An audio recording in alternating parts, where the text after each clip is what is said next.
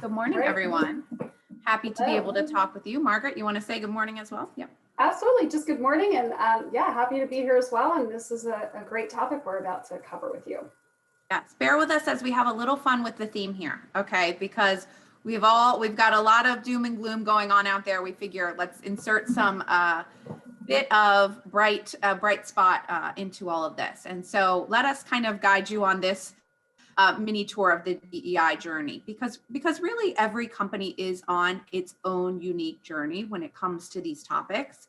And we, of course, want our members to understand that so that they know, look, a starting point for one company may be, at a very baseline. There may not be a lot of focus on diversity, equity, and inclusion, but they want to get there and they want to have an increased focus on it. Some may already have been taking some steps down this road. And so we're just going to talk to you about what are some updates, what are we hearing from members, and what are some recommendations on a place to. So am I able to switch the slides, Margaret, or? No, I do believe I need to control that for you, but I've already done it. So hopefully I'll try and read your mind. If not, just let me know. Yes, we'll see how telepathic. That's right. We got this. So we'd like to start with a poll and find out what are you up to in this space? Maybe it's very little, and that's okay. We have some options for you here to read through. So I'll give you a few seconds. We want to know where you are on your DEI journey. Maybe you haven't started, don't know where to begin. Maybe, like I was mentioning at the start, taking a few steps, how to have a small group internally that's having some initial discussions. That might be the taking a few steps. Looking for help to create our roadmap. We have a lot of members who say, hey, our senior leadership team, has told me they'd like to do something and they'd like me to look into it. Something, that's a lot of options there, right? But so maybe some help's needed there to create that roadmap. And maybe you already have an idea of where you're headed, right? And what steps it might take to get there. Maybe you've started on that journey. So let's see, what do the results say? You can just click on the screen to answer.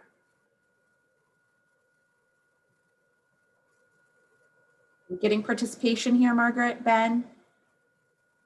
It looks like Ben closed the poll.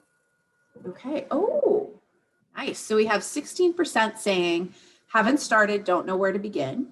We've got 53% saying we've taken a few steps, but we're still deciding on our destination. And I'd say this is pretty consistent with that's mostly where people who are reaching out to us, that's where most of our members are.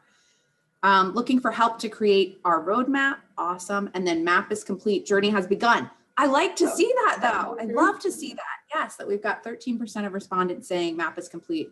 Journey has begun. Well, great. I'm glad. And I hope the information we're about to go over should help each member, regardless of what point they're at in this stage. So what are we hearing? We have some questions up here that are kind of very common questions that we get. I also want to kind of give a bit about the bigger picture as well. We have folks reaching out, like I said, saying, look, senior leadership asked us to look into this. We're not sure what we want to do. We've also had a lot of folks who have a board, right? A lot of nonprofit type organizations reaching out and saying, hey, our board has made this a priority. So we want to know what steps can we take to align with that or to kind of meet that request from our board of directors. And then we've got another category, and this is important for all of our federal contractor members, because we've had some folks start reaching out to say, hey, we are bidding on a proposal. And one of the elements is diversity, equity, and inclusion efforts, right? So, they're looking for us to explain what we're doing in this area. Here's where we are. What can you do to help us, right? And so we're definitely able to help individuals craft some initiatives in that area, right? And also help you word kind of recognize those areas where maybe you're already doing some things in this space, diversity, equity, and inclusion, just part of your regular business practice, and helping you to kind of highlight that when you're trying to formulate a response.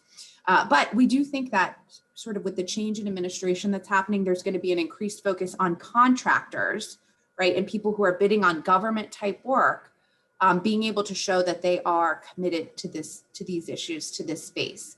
And keep in mind that's something, even if we have divided government at other levels, there's a lot that the that can be done under existing laws to require federal contractors to do this kind of thing. So again, if you're a federal contractor, you definitely want to be keeping an eye on this space and understanding what's going on. So yeah, we have members reaching out saying, look, we want to understand where we are, right? We want to take some steps, but we don't want the off-the-shelf solution. And quite frankly, sometimes people come and say, give me something just off the shelf, a canned solution.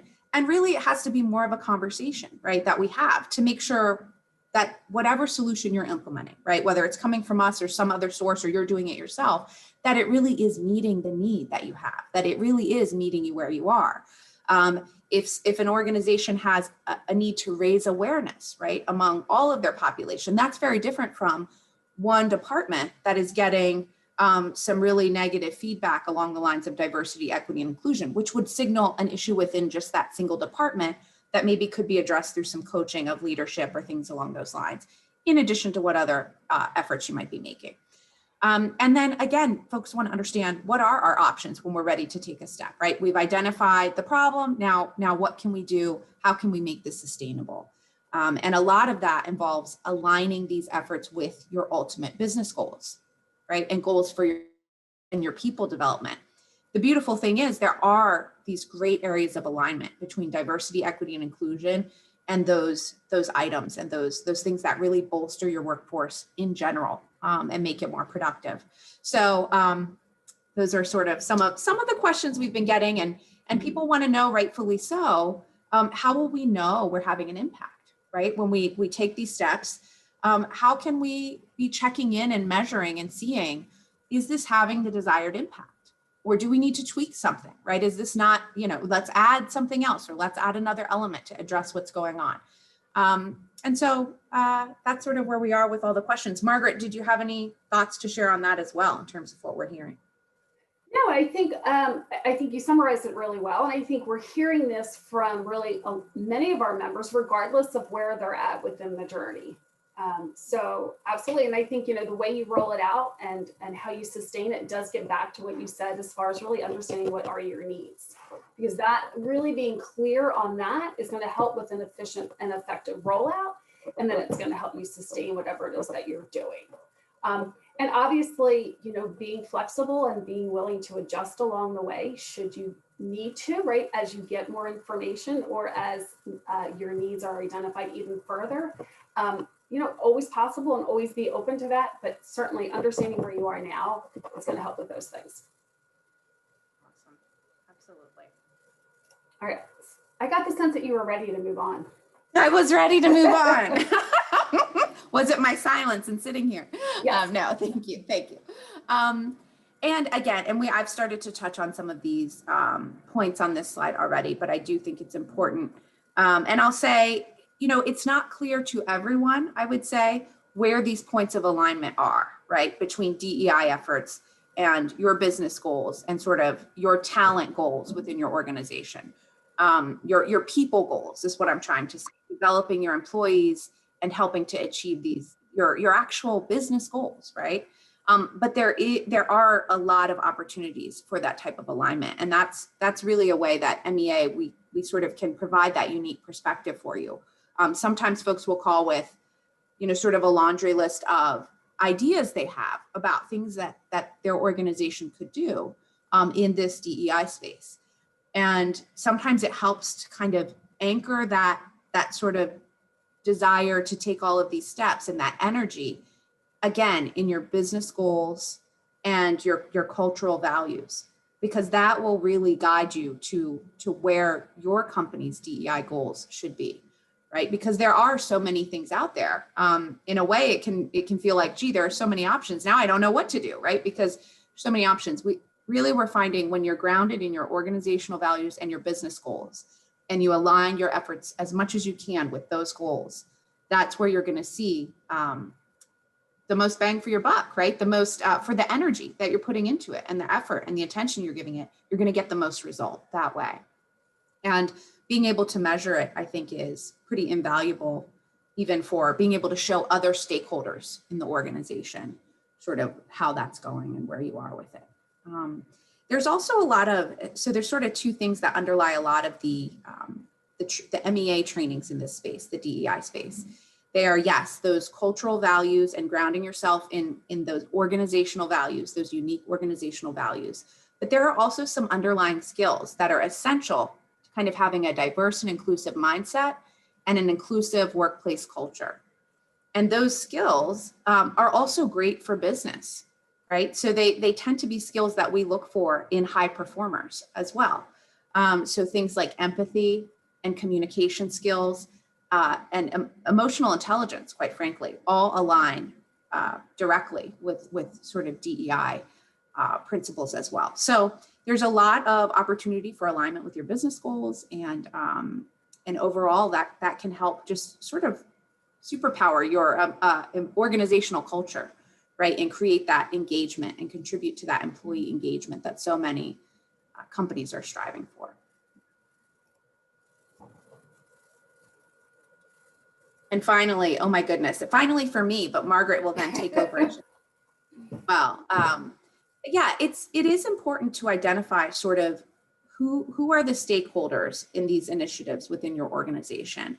And do you have buy-in from the key stakeholders, right, that you're going to need to really support this initiative to make it sustainable, right? And when that happens, when you have a leader who kind of finally that light bulb goes off, right, and they see, okay, I see how important this is going to be to our competitive standing going forward, diversity, equity, and inclusion.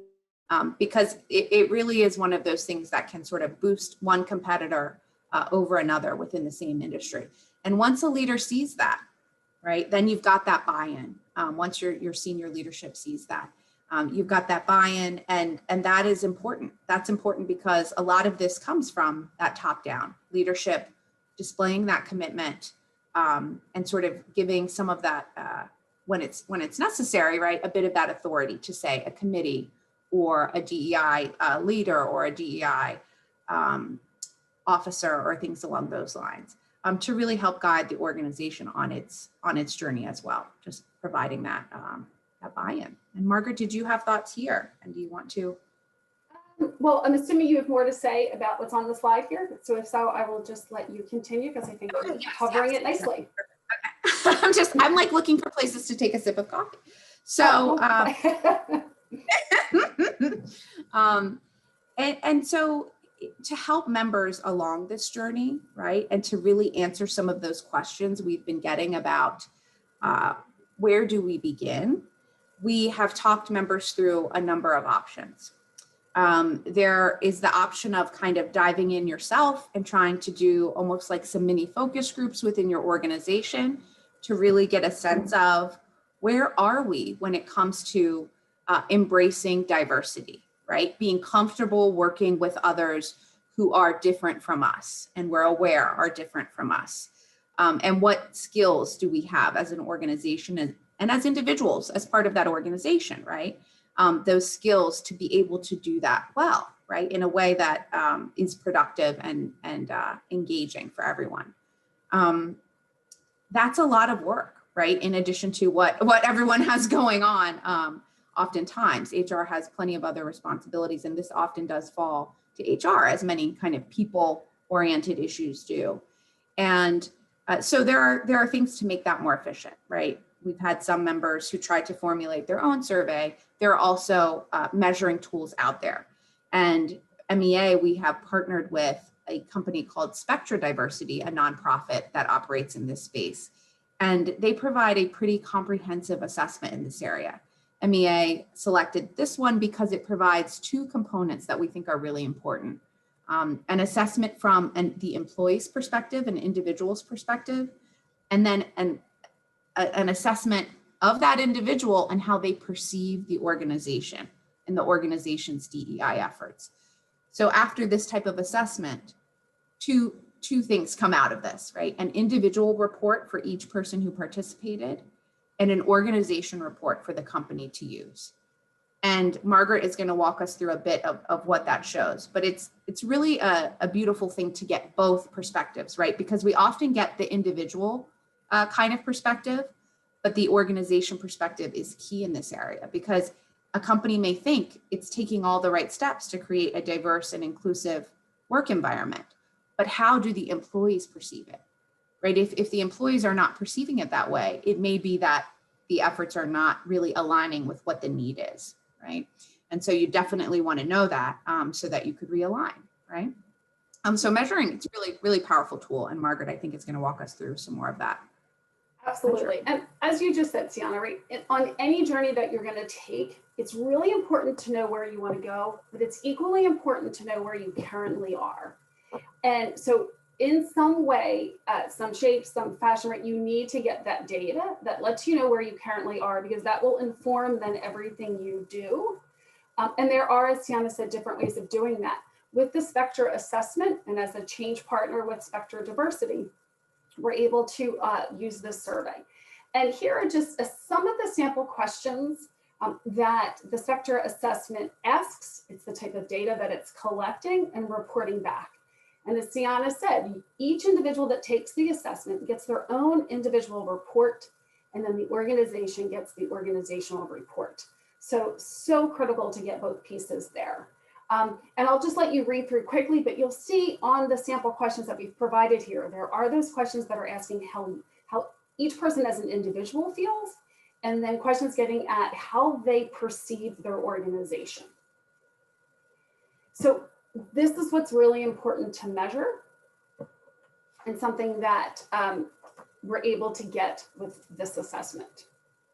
I love those last two statements there. And of course, there are more than this in the assessment. We're not giving away all the secret sauce here, but I love that there's a sampling here. And those last two really get at that point, Margaret, about, you know, sort of how employees are perceiving the organization's efforts. Right, because each perception is their reality of your organization. And that lets you know when you understand where your employees are at and how they feel, right? That really informs you then as the people that are driving this journey, right? Where you need to start working and what it is that you need to roll out in order to hit the goals that you want to hit with this. So let me just show you here with Spectra Diversity. You know, they really talk about the diversity and inclusion maturity model. And they say that organizations go through these stages, right? You start at avoid, then go to comply, adopt, integrate, and then transform. So just quickly to give you an idea what this looks like, and it'll be interesting for you to see if you can identify where your organization is at in this maturity model. So the avoid organization, right? Diversity and inclusion, it's not seen as a real issue, right? They lack the policies and procedures to address diversity and inclusion.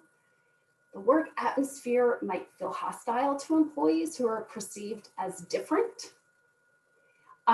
And could be either monocultural or consist of segregated work groups. So that's the avoid organization. Then we go to comply.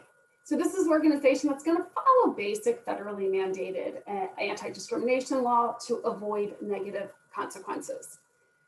And the focus is on treating everybody the same way, and it tends to be reactive, right? Often stops any initiatives once they are in compliance, right? So once they do exactly what they have to do to stay out of trouble, they're not going to go any further. They're going to say, okay, this is good enough. Organization that's adopting, right? That's in the adopt phase of this maturity model is going to view DE&I as a key driver of organizational efficiency, right? They're going to really understand the benefits of having a diverse and inclusive organization. Because they're going to see how it impacts employee engagement and how it opens up opportunities to expand into different markets. Measurements are in place to evaluate diversity and inclusion initiatives. It gets back to really saying, is what we're doing working? They've created, as a result, then the necessary infrastructure. So they have either the council, the committee, they have the change agents, whatever you want to call these individuals in your organization that are really making sure that what you start gets carried throughout the organization.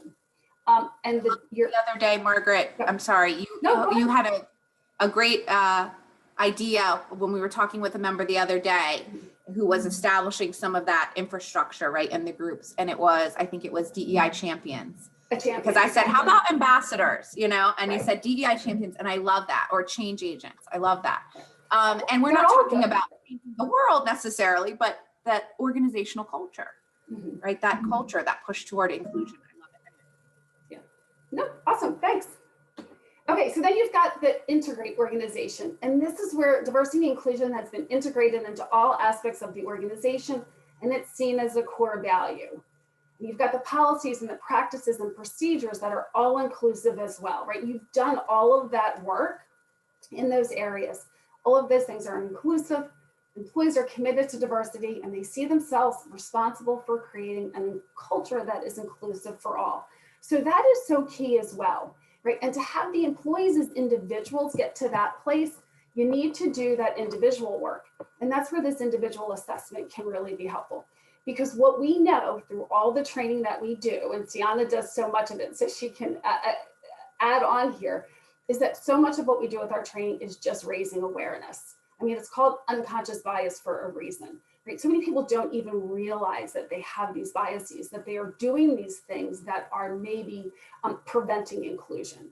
So getting your employees to the place where they're committed to diversity and they see themselves responsible for helping to bring that about in your culture is huge and a great place to, it's where you want to be, right? And it's where you want to help your employees get there, at the pace that's right for them.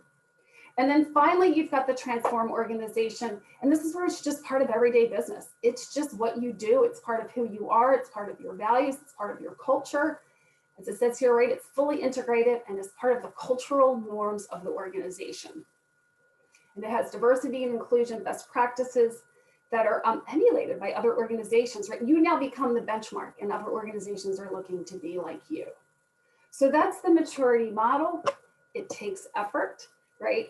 It is a journey, as you can see, hence why we used our journey analogy throughout this presentation. You need to know where you're starting, where you're at in this model, and that's going to help you figure out then how to get where you want to be. All right, so when to use that travel agent, right? You're on this journey, and we all know, especially based on the survey results, that most of you are in that one area, but you're spread throughout, right? And this is all individual to your organization. And sometimes you just need to get support from outside of the organization. And as it says here, right, getting somebody from the outside to help you is really beneficial. When you have those difficult questions or those difficult topics that, or I should say, when you have those questions that you need to discuss that are difficult, that can be uncomfortable, it really does help to have somebody from the outside come in and help to facilitate that conversation. Also, right, you go to the third party when that person outside of your organization has some insight, has some knowledge that you just don't have within the organization. They have that expertise. They can come in and they can help you get on that journey more efficiently and quicker and go through that journey easier. And again, right, it's back to those sensitive topics. And we all know this is the sensitive topic. A lot of people do find it difficult. I know that different times that I've had the opportunity to talk with our MEA members about this, what we hear all the time is that people aren't sure what to say or how to say it. There's fear in this. So having somebody from the outside come in can really help to, again, facilitate the conversations that are really necessary to take you along this journey. And then again, the knowledge and resources, right? And time. So it's the knowledge, the resources that you might have, and the time that we all know is really pretty limited for all of us at times. So that's when you want to go ahead and call on that travel agent to help you with your journey. So with that, I will just say if there are any questions, please go ahead and put them in chat for us. We will continue to answer your questions in chat once we turn this over to Amy. We have our contact information here on the slide. We would be happy to talk to you about your individual journey, where your organization is at, and how we can help you move along in that journey to get to the destination that you have identified as being the right place for your organization. Tiana, anything you want to add before we turn it over to Amy? No, not really. I was really thinking Margaret's headset matches the travel agent. Like it's right now, like I was really feeling the synergy there. Yes. She is a great guide in this area. As a team we are, I think.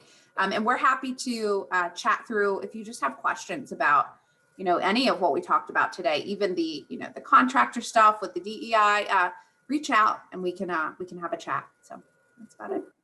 All right, good. So with that, Amy, it's all yours.